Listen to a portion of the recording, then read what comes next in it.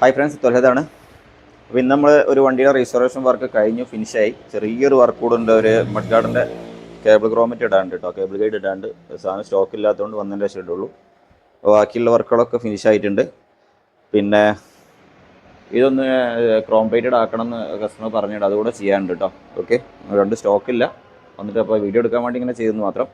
ബാക്കിയുള്ള എല്ലാ വർക്കുകളും ക്ലീൻ ആയിട്ടുണ്ട്. ഇതൊരു BS4 വണ്ടിയാണ്. BS4 വണ്ടിയാണ്. കാസർഗോഡുള്ളൊരു വണ്ടിയാണ്. അപ്പോൾ ഇത് കസ്റ്റമർ നമ്മൾ സബ്സ്ക്രൈബറാണ്, ഗൾഫിലുള്ള ആളാണ്, പുറത്തുള്ള ആളാണ്. അപ്പോൾ ഒരു വണ്ടി എടുത്തു, അതിന് വേറെ കഥയുണ്ട്. വണ്ടി എടുത്തു, പുള്ളിക്കാരൻ വണ്ടി കണ്ടും കൂടെ അല്ല. അപ്പോൾ ഏതൊരു ഡീലറായിട്ട് വണ്ടി ഡീൽ ഉറപ്പിച്ചു. വണ്ടി നേരെ എൻ്റെ ഷോപ്പിൻ്റെ മുന്നേ കൊണ്ടുപോയിട്ട്, സൺഡേ ആയിരുന്നു അവർ പോയി. അപ്പോൾ ചെറിയ പ്രശ്നങ്ങളൊക്കെ വണ്ടിക്ക് ഉണ്ടായിരുന്നു. ആ ഒരു ചെറിയൊരു ഉടായ്പ പരിപാടികളോ ചില വർക്കുകളൊക്കെ ചെയ്തിരുന്നു. പിന്നെ അതേപോലെ 6 യൂണിറ്റ് ബാറ്ററി ചാർജിങ് അല്ലായിരുന്നു. ബാറ്ററി ചെറിയതൊരു ബാറ്ററി എടുത്തിട്ട്, തൽക്കാലം ചെറിയ ബാറ്ററി എടുത്തിട്ട് ആണ് വണ്ടി സ്റ്റാർട്ടായി കൊണ്ടുവരുന്നത്. ബാറ്ററി ഇല്ലായിരുന്നു. ബാക്കിൽ ഹബ്ബൊക്കെ പഴയ മോഡൽ ഹബ്ബ് ഇട്ട് വണ്ടിക്ക് ഒരു അഭംഗിയാന്ന് തോന്നുന്നത്. പഴയ മോഡൽ ഹബ്ബായിരുന്നു. 6 യൂണിറ്റ് പോയായിരുന്നു. സ്റ്റാർട്ടർ യൂണിറ്റ്, അതായത് സ്റ്റാർട്ടർ കോയിൽ ആ ഒരു അസംബ്ലി കംപ്ലീറ്റ് മാറ്റേണ്ടി വന്നു. പിന്നെ ബാറ്ററി പുതിയടേണ്ടി വന്നു. ബാക്കിലെ ഹബ്ബ് സെറ്റൊക്കെ, അതായത് ഈ ഒരു വണ്ടിക്ക് യോജിക്കുന്ന രീതിയിലുള്ള പുതിയ ഹബ്ബ്, സ്പോക്സ് കംപ്ലീറ്റ് കാര്യങ്ങളും മാറ്റി വെച്ചിട്ടുണ്ട്. അപ്പോൾ ഇതിന് എത്ര കോസ്റ്റ് വന്നു എന്നുള്ളത് ഞാൻ പറഞ്ഞുതരാം. അപ്പോൾ ഈ വണ്ടി ഒന്ന് കാണുക. ഇത് BS4 ആണ് വണ്ടി വരുന്നത്. അപ്പോൾ കളറ് കാര്യങ്ങളൊക്കെ ഞാൻ കണ്ട ആളുകളൊന്ന് അഭിപ്രായം പറയട്ടെ. ഈ കളറ് നമ്മുടെ അടുത്ത് നിന്ന് അടിച്ച കളറ്, നമ്മൾ ചെയ്ത കളറിനെ കാണിച്ചും കൂടുതൽ ആൾക്കാർ ഈ കളറ് പ്രിഫർ ചെയ്യുന്നുണ്ട്. 2 കളറാണ് കൂടുതൽ ആൾക്കാർ ഇൻട്രസ്റ്റ്. പിന്നെ ബ്ലാക്ക് കഴിഞ്ഞാൽ 2 കളറാണ്. പിന്നെ വേറെ പ്രത്യേകിച്ചൊരു കാര്യം, ശ്രദ്ധിക്കാനുള്ളൊരു കാര്യം ഞാൻ പറഞ്ഞു. റീസ്റ്റോർ ചെയ്യുമ്പം നമ്മൾ വീഡിയോയിലോ അല്ലെങ്കിൽ ഇൻസ്റ്റാഗ്രാമിലോ ഫേസ്ബുക്കിലോ യൂട്യൂബിലോ എവിടെയെങ്കിലും കണ്ടിട്ട് വളരെ അട്രാക്റ്റീവായിട്ട് കളർ സെലക്ട് ചെയ്യും ചില ആളുകൾ. അപ്പം കളർ സെലക്ട് ചെയ്യുമ്പോൾ ശ്രദ്ധിക്കാനുള്ള കാര്യം, വളരെ അട്രാക്റ്റീവായിട്ട് കളർ ഒരിക്കലും ഇത് സ്റ്റുഡിയോയിലിട്ട് ഫോട്ടോ എടുത്ത് നിങ്ങളുടെ മുന്നിൽ കാണിക്കുന്ന മാതിരി ആയിരിക്കില്ല വണ്ടി ലൈവായിട്ടുണ്ടാകുന്ന സമയത്ത്. മാത്രമല്ല, റോയൽ എൻഫീൽഡിൻ്റെ ബ്രാൻഡിന് പറ്റുന്നൊരു കളറിന് സ്റ്റാൻഡേർഡ് കളർ മാത്രം സെലക്ട് ചെയ്യാൻ ശ്രമിക്കുക. ഓവറായിട്ട് അട്രാക്റ്റീവായിട്ടുള്ള ഒരു എന്താ പറയുക, ദീപാവലി മുട്ടായിൻ്റെ മാതിരി എന്ന് പറയുക, അമ്മാതിരി കളർ സെലക്ട് ചെയ്ത് ബുള്ളറ്റിന് അടിക്കാതെ നിൽക്കുന്ന എൻ്റെ ഒരു അഭിപ്രായമാണ് പറയുന്നത് കേട്ടോ. എൻ്റെ മാത്രം അഭിപ്രായമാണ്.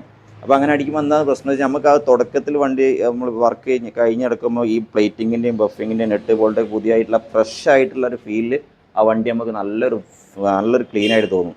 കുറച്ച് റോഡ് കിടന്ന് ഓടിക്കഴിഞ്ഞ് ബാക്കിയുള്ള ചെളിയും മണ്ണ് പോകും. അതേമാതിരി കുറച്ച് പെയിൻ്റൊക്കെ ഫെയ്ഡ് ആവാൻ തുടങ്ങുന്ന സമയങ്ങളിലേക്ക് ആ കളർ വേണ്ടിയില്ല എന്ന് നമുക്ക് തോന്നാം.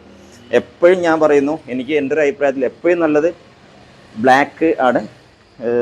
ബ്ലാക്ക് കളറാണ് എപ്പോഴും ഒരു സ്റ്റാൻഡേർഡുള്ള കളറും ബ്ലാക്ക് തന്നെയാണ്. സ്റ്റാൻഡേർഡ് പറഞ്ഞ വണ്ടി ആ ഒരു ബ്ലാക്കാണ്. പിന്നെ ഇതേമാതിരി ഈ കളറും ഒരു വിൻറ്റേജ് കളറുമായിട്ട് ഏകദേശം സാമ്യമുള്ള കളറായതുകൊണ്ട് തന്നെ കുഴപ്പമില്ലാത്തൊരു കളർ തന്നെയാണ്. പഴയ വണ്ടികൾക്ക് വരുന്ന ഒരു വിൻറ്റേജ് കളറുമായിട്ട് വരുന്ന സാമ്യം ഉള്ളത് കൊണ്ട് ഈ വണ്ടി കളർ കുഴപ്പമുണ്ടെന്ന് പറയുക. കളറിൻ്റെ കാര്യങ്ങൾ അഭിപ്രായം പറയാം കേട്ടോ. കാരണം കളർ നമുക്ക് ഒരിക്കലും ഒരാൾ ഇഷ്ടമായിരിക്കില്ല വേറെ ആൾ ഇഷ്ടം. ഞാൻ പറയുന്നു, ഓവറായിട്ട് അട്രാക്റ്റീവുള്ള കളർ അടിച്ച് കഴിഞ്ഞാൽ നമുക്ക് എന്തായാലും ഒരു 1, 2, 3, 4, 5, 6 മാസം ഉപയോഗിക്കാനുള്ള ഒരു വണ്ടി റീസ്റ്റോർ ചെയ്യുന്നത് 10,000 മുടക്ക് റീസ്റ്റോർ ചെയ്യുമ്പോൾ വണ്ടി വർഷങ്ങളോളം നിലനിൽക്കണം എന്നുള്ളതുകൊണ്ടാണ്. അപ്പോൾ അത് ക്ലീനാക്കി കൊണ്ടു നടന്നാൽ തന്നെ ആ ഒരു പൈസ മുടക്കി നമുക്ക് കാര്യം ഉണ്ടാവുള്ളൂ.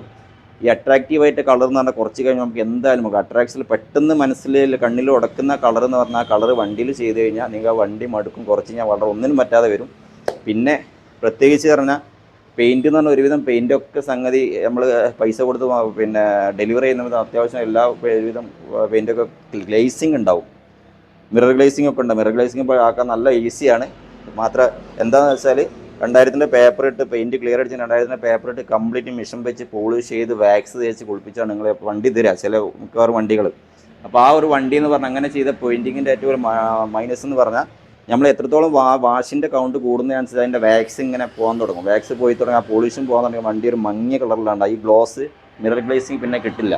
അപ്പോൾ പെയിൻറ്റിംഗ് എന്ന് പറഞ്ഞാൽ ഈ കട്ടിങ് പോളിഷ് ആയി കഴിഞ്ഞാൽ തന്നെ ഒരു നെഗറ്റീവാണെന്ന് എൻ്റെ അഭിപ്രായം. അത്രയും ക്വാളിറ്റിയുള്ള പോളിഷും ആ ഒരു കോട്ടിങ്ങൊന്നും ആരും ചെയ്യുന്നില്ല, ആർക്കും ചെയ്യാനും കഴിയില്ല.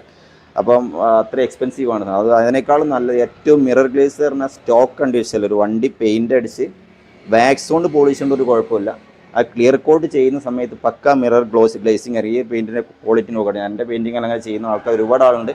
അപ്പോൾ അങ്ങനെയുള്ള ആളുകളെടുത്ത് വണ്ടി കൊടുത്ത് പെയിൻറ്റ് ചെയ്യുക. റോയൽ എൻഫീൽഡ് റീസ്റ്റോറേഷന് ഏറ്റവും മെയിൻ പ്രധാനപ്പെട്ട ഒരു ഘടകം എന്ന് പറഞ്ഞാൽ ഈ വണ്ടിയിൽ പിന്നെ CI വണ്ടിയാണെങ്കിൽ ഏറ്റവും പ്രധാനപ്പെട്ട ഘടകം അതിൻ്റെ പെയിൻറ്റിംഗ് ആണ്. നമ്മൾ ആ പെയിൻറ്റ് പിന്നെ ചെയ്ത് റീസ്റ്റോർ ചെയ്ത് ഇറക്കി കഴിഞ്ഞാൽ അത് വർഷങ്ങളോളം ആ ഒരു പുതുമ നിലനിന്നുകൊണ്ട് നമുക്ക് ഓടിക്കാൻ പറ്റണം. അപ്പോൾ നമ്മൾ ആ പൈസ കൊടുത്ത് മുതലാവുള്ളൂ. 5-6 മാസം പൊളച്ച് വരിക, അതല്ലെങ്കിൽ ആ പെയിൻറ്റ് ഫെയ്ഡായി പോവുക, അല്ലെങ്കിൽ നിക്കിൾ ചെയ്ത സാധനങ്ങൾ പിന്നെ പൊളിഞ്ഞു പോവുക.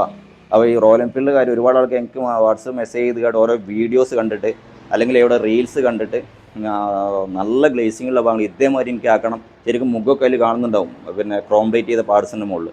കാരണം ക്രോം പ്ലേറ്റിംഗ് അത്രയും ക്വാളിറ്റിയിൽ കോപ്പർ ചെയ്ത് ക്രോം പ്ലേറ്റ് ചെയ്യുന്ന ആൾക്കാരൊന്നും ഇപ്പോൾ കേരളത്തിലുണ്ടെന്ന് എനിക്ക് തോന്നുന്നില്ല കേട്ടോ, എൻ്റെ അറിവിലില്ല. എല്ലാവരും ചില ആളുകൾ ഞങ്ങളത് ക്വാളിറ്റി ഉണ്ടെന്ന് പറഞ്ഞ് വല്ല പൈസ വാങ്ങിക്കും, ഡബിളും ട്രിപ്പിളൊക്കെ പൈസ വാങ്ങിക്കുന്നു. ഒരു വർഷം ഒക്കെയാണ് അവർ പറയുന്നത്. ഒരു വർഷം നിന്നാൽ പോരാ, ഒരു ക്രോം പ്ലേറ്റിംഗ് ഒരു വർഷം നിന്നാൽ പോരാ. യഥാർത്ഥ ക്രോം പ്ലേറ്റിംഗ് വർഷങ്ങൾ നിലനിൽക്കും. വെൻ്റിലൊക്കെ പേഴ്സണലായിട്ട് ക്രോം പ്ലേറ്റ് ഉള്ള പ്രീമിയം വണ്ടി ഉപയോഗിക്കുന്ന ഒരാളാണ് ഞാൻ. അത് 5, 6, 7, 8 വർഷമല്ല ക്രോം പ്ലേറ്റിംഗ് ശരിക്കും ഒന്നും ആവില്ല. അത്രയും എക്സ്പെൻസീവ് ആയിട്ടുള്ള ക്രോം പ്ലേറ്റ് കേരളത്തിലാരും ചെയ്യുന്നത് എൻ്റെ അറിവിലില്ല. ഉണ്ടെങ്കിൽ ഒന്ന് കമൻറ്റ് ചെയ്യാം കേട്ടോ. അപ്പോൾ ഇലക്ട്രോ പ്ലേറ്റ് ചെയ്യുന്ന സമയത്ത് വീൽ റിമ്മ്, അതേമാതിരി വീലിൻ്റെ റിമ്മ്, സൈലൻസർ ഈ പ്ലേറ്റ് ചെയ്ത് അങ്ങ് എടുക്കുന്ന നല്ല പുത്തൻ വൃത്തിയുണ്ട്. ഒരു 6 മാസം അല്ല, ഒരു 6 മാസം ഒരു മഴക്കാലം കഴിയുമ്പോൾ അത് തുരുമ്പ് പിടിച്ച് പൊളിയാൻ തുടങ്ങും. പിന്നെ ആ ഒരു സാധനം ഉണ്ടാവും, റീകണ്ടീഷൻ ചെയ്തെടുക്കാൻ പറ്റില്ല. മാത്രമല്ല ഇലക്ട്രോ പ്ലേറ്റ് ചെയ്യുന്ന ആ ഒരു പ്രൊഡക്റ്റിന് ചെയ്ത ആ ഒരു സാധനത്തിന് ചിലപ്പം ആ ഒരു ഓയി പ്രൊഡക്റ്റിനൊക്കെ ചിലപ്പോൾ കുറച്ച് ഹൈ ലെവലിലേക്കും പ്രൈസ് നിൽക്കുക കേട്ടോ. വീൽ റിമൊക്കെ ചില സ്ഥലത്ത് നിന്ന് വീൽ റിമിനേക്കാളും പൈസ ആവും. ഇപ്പോൾ ചില സംഗതി ഇതൊക്കെ പ്ലേറ്റ് ചെയ്യുന്നതിനേക്കാളും പൈസയാണ് നമ്മൾ വാങ്ങിക്കുന്നത്. സൈലൻസറിൻ്റെ ബെൻഡ് പ്ലേറ്റ് ചെയ്ത സൈലൻസറിനേക്കാളും പൈസയാണ് പഴയ മോഡലിന് വില പറഞ്ഞു കേട്ടോ. അപ്പം കഴിയുന്നതും ഇലക്ട്രോ പ്ലേറ്റ് ചെയ്യാതെ നിൽക്കാന്ന് എൻ്റെ ഒരു അഭിപ്രായം. ഇലക്ട്രോ പ്ലേറ്റ് ചെയ്യാൻ ഇപ്പോഴത്തെ കാലം, കുറച്ചൊക്കെ മുന്നൊക്കെ ഒരു 6 വർഷം 2 വർഷം 3 വർഷം നിന്നിരുന്നു എന്ന് എനിക്ക് എൻ്റെ ഒരു എക്സ്പീരിയൻസ്. ഒരു വർഷമായി ചെയ്യുന്ന ഒരാളായതുകൊണ്ട് ഇപ്പം നിൽക്കുന്നില്ല. എന്തുകൊണ്ടാണ് ഇവർ പ്ലേറ്റിങ്ങിൽ ഇത്രയും ക്വാളിറ്റി ഞാൻ നേരിട്ട് ചോദിച്ചപ്പോൾ അത്ര പഴയ ക്വാളിറ്റി ഒന്നും ആ സാധനത്തിന് പോലെ പ്രൊഡക്റ്റ് ഒന്നും വരുന്നില്ല എന്നാണ് അവർ പറഞ്ഞിട്ടുള്ളത്, പ്ലേറ്റിംഗ് പ്രൊഡക്റ്റ്.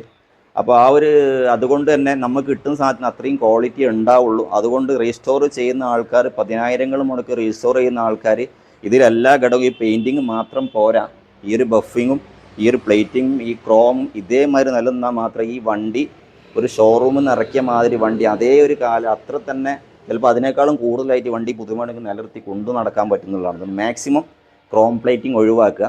പിന്നെ നമുക്ക് ആ സാധനം പാർട്സ് കിട്ടാനില്ല, റോയൽ എൻഫീൽഡിൻ്റെ ഒരു പാർട്സ് കിട്ടാനില്ലെങ്കിൽ നമുക്ക് വേറെ വഴിയില്ല, പ്ലേറ്റ് ചെയ്യേണ്ടി വരും.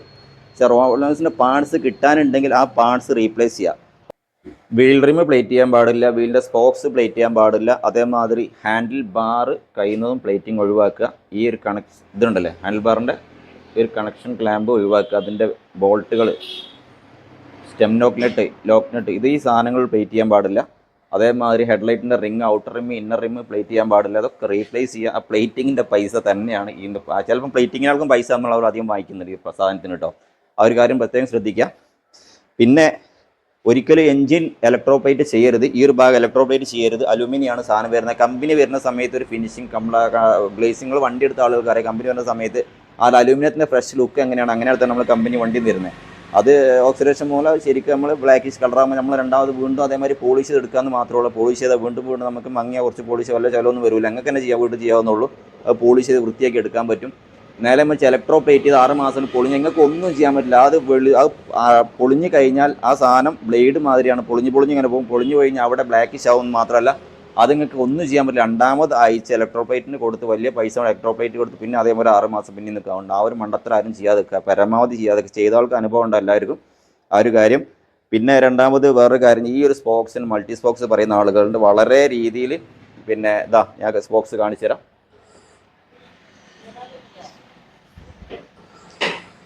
ഈ ഒരു വണ്ടി റീസ്റ്റോർ ചെയ്യാൻ വന്ന വണ്ടിയാണ്, പഴയമുള്ള വണ്ടി റീസ്റ്റോർ ചെയ്യാൻ വന്ന അതിലെ സ്പോക്സ്. ഈ സ്പോക്സ് പല രീതിയിൽ ഉൾട്ടാ പൾട്ടൊക്കെ വളരെ ഫാൻസി ലുക്കിലായിട്ട് വണ്ടി ചെയ്യുന്ന ആളുകളുണ്ട്.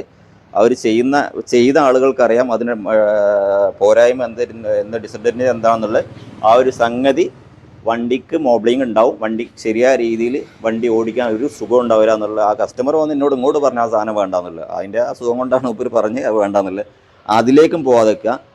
അതായത് പല ഇൻസ്റ്റാഗ്രാമിലും ഫേസ്ബുക്കിലും യൂട്യൂബിലൊക്കെ കണ്ടിട്ട് പല കണ്ണിന് ഭയങ്കര ഭയങ്കര അട്രാക്ഷൻ ഉണ്ടാക്കുന്ന പല സാധനങ്ങൾ റോയൽ എൻഫീൽഡ് കയറ്റിയ പ്രാക്ടിക്കലല്ല. നിങ്ങളാകെ ചെയ്യാൻ പറ്റില്ല. പ്രാക്ടിക്കലല്ല എന്ന് പറയാൻ കാരണം നിങ്ങൾക്ക് വണ്ടി ഓടിച്ച് ലോങ് ടൈം അതുകൊണ്ട് അത് സാറ്റിസ്ഫൈഡ് ആയി കൊണ്ടുനടക്കാൻ പറ്റും. അതൊക്കെ വെറും ഒരു സ്റ്റുഡിയോയിലോ അല്ലെങ്കിൽ ഷോറൂമിൽ ഷോക്കേസിലോ വെക്കാൻ പറ്റിയ കാര്യങ്ങളാണ്. അതാണ് എനിക്ക് പ്രത്യേകിച്ച് ഇതിൽ പറയാനുള്ളത്. അപ്പോൾ പിന്നെ റീസ്റ്റോറേഷൻ വണ്ടി എന്ന് പറഞ്ഞാൽ എന്തുകൊണ്ട് ചില ആളുകൾ ചോദിക്കാറുണ്ട്, ഇത്രയും പൈസ മുടക്കി ഈ പഴയ വണ്ടി റീസ്റ്റോർ ചെയ്യുന്ന ബുദ്ധിയാണോ? E20 പെട്രോളൊന്നും ഈ വണ്ടിക്കൊന്നും വലിയ വിഷയമൊന്നുമില്ല കേട്ടോ. അവർ കിറ്റങ്ങ് മാറ്റി കൊടുത്താൽ ഓടാവുന്നുള്ളൂ. അത്ര പ്രശ്നമുള്ള വണ്ടിയൊന്നുമല്ല E20 കാർബറേറ്റർ വണ്ടികളൊന്നും. അപ്പം അതിനൊക്കെ E20 കിറ്റ് ഇറക്കി കഴിഞ്ഞാൽ ആ ഒരു പ്രശ്നം സോൾവായി. ബാക്കിയുള്ള എല്ലാ വണ്ടിൻ്റെ കാര്യങ്ങളുമായി തന്നെ ഇപ്പോൾ ന്യൂ ജെ സീരീസ് കാര്യങ്ങളൊക്കെ വന്നിട്ടുള്ളത്. അതുകൊണ്ട് കാർബറേറ്റർ വണ്ടിക്കകത്ത് യാതൊരു വിഷയവുമില്ല. പിന്നെ അതാണ് E20 പെട്രോളിൻ്റെ ആ ഒരു കാര്യം കൊണ്ട് ആരും പേടിച്ച് നിൽക്കൊന്നും വേണ്ട. പിന്നെ സി എൻജിൻ എന്നാണോ നിർത്തി 2009 2010 സി എൻജിൻ ഇറങ്ങുന്ന നിലവിലുള്ള സമയത്ത് സി എൻജിന് യാതൊരു വാല്യൂ ഇല്ലായിരുന്നു, ആർക്കും വേണ്ടായിരുന്നു വണ്ടി. എപ്പോഴാണ് യൂസ് വണ്ടി ഇറങ്ങി അന്നാണ് സി എൻജിന് വാല്യൂ തുടങ്ങി. സി എൻജിൻ നിർത്തി കമ്പനി നിർത്തി പുതിയ കിട്ടാനില്ല. അപ്പം 1 ലക്ഷത്തിന് വാങ്ങി 90-80 വാങ്ങിയ ആൾക്ക് 2 ലക്ഷം വിൽക്കാൻ തുടങ്ങി, അതിന് മാർക്കറ്റ് കൂടി.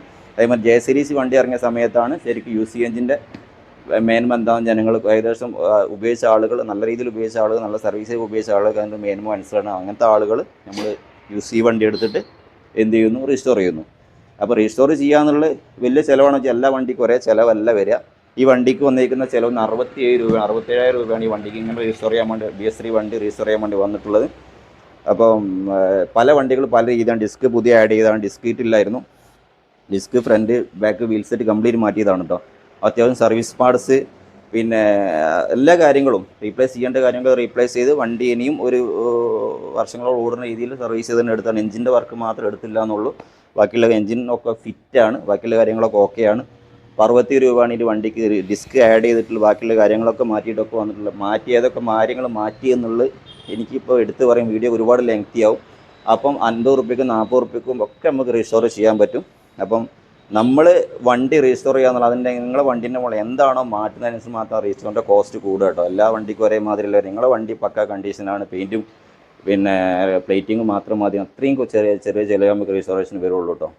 അപ്പം ഇതിന് വന്ന ചിലവ് ഞാൻ പറഞ്ഞാൽ 67 രൂപയാണ് ഈ കണ്ടീഷനിൽ വണ്ടി എടുക്കാൻ വേണ്ടി വന്നിട്ടുള്ളത്. റീസ്റ്റോർ ചെയ്യുമ്പോൾ എല്ലാ കാര്യങ്ങളും ശ്രദ്ധിക്കാനുള്ള കാര്യം പക്ക വർക്കെടുത്ത് എക്സ്പീരിയൻസ് ഉള്ള ആളെടുത്ത് കൊടുത്തതായിട്ട് റീസ്റ്റോർ ചെയ്യിക്കുക എന്നുള്ളതാണ് ഏറ്റവും പ്രധാനപ്പെട്ട. എവിടെ ഉണ്ടെങ്കിലും ഏത് നാട്ടിലാണെങ്കിലും ഒരു കാര്യത്തിൽ എൻ്റേതാണെങ്കിലും കൂടെ എൻ്റെ വീഡിയോ കൊണ്ട് ഞാൻ അട്രാക്റ്റീവായിട്ടൊരു സ്ഥലത്തും പോയിട്ട് പെടാതിരിക്കട്ടോ. ഓക്കെ, അടുത്തൊരു വീഡിയോ കൂടെ കാണാം. Thanks for watching.